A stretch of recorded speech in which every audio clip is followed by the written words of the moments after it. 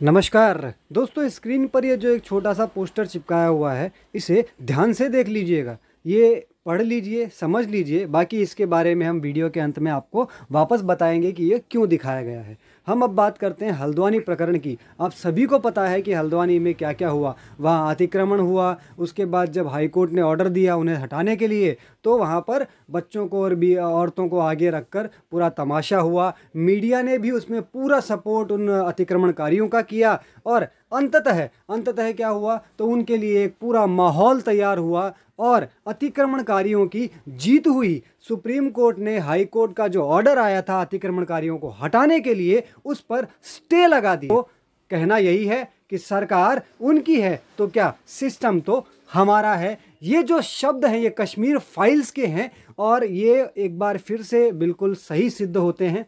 लेकिन ये सब हो रहा है तो इससे एक चीज़ समझ में आती है कि यदि आप लोगों के पास घर नहीं है, आप घर नहीं ले पा रहे हैं, तो कहीं जाकर अतिक्रमण कर लो। उसके बाद औरतों और बच्चों के पीछे छुपकर पूरा तमाशा बनाओ और अंततः आपकी जीत होगी, आपको घर मिल जाएगा। क्योंकि आपके मानवाधिकारों की चिंता करने के लिए बहुत लोग बैठे हैं। लेकिन यदि आप हिंदू हैं तो चांसेस बहुत कम होंगे।